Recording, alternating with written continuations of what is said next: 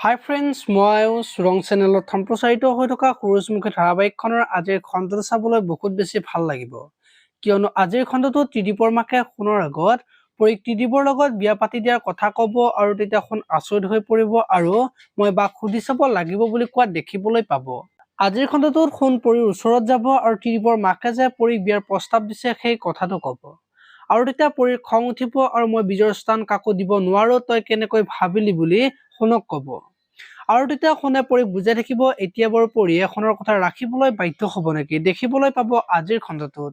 এইফালে আকৌ পুৱতিয়ে যে শেখৰ লগত কাপোৰ কিনিবলৈ যাব আৰু সেইখিনি সময়তে ৰত্নও কাপোৰ কিনিবলৈ যাব আৰু পুৱতিক ল'ৰাৰ লগত কাপোৰ চাই থকা দেখি মনে মনে ৰত্নই পুৱতিক চাই থাকিব। এতিয়া বাৰু ৰত্নই পুৱতিক কিবা ক'ব নেকি, দেখিবলৈ পাব আজিৰ খণ্ডটোত। আপোনালোকে সূৰুজমুখী ধাৰাবাহিকখন চাই কেনেকুৱা পায় কমেন্ট কৰি জনাব আৰু যদি আপোনালোকে এতিয়ালৈকে চেনেলটো ছাবস্ক্ৰাইব কৰা নাই তেতিয়াহ'লে চেনেলটো ছাবস্ক্ৰাইব কৰি ভিডিঅ'টোত এটা লাইক কৰিব। ধন্যবাদ।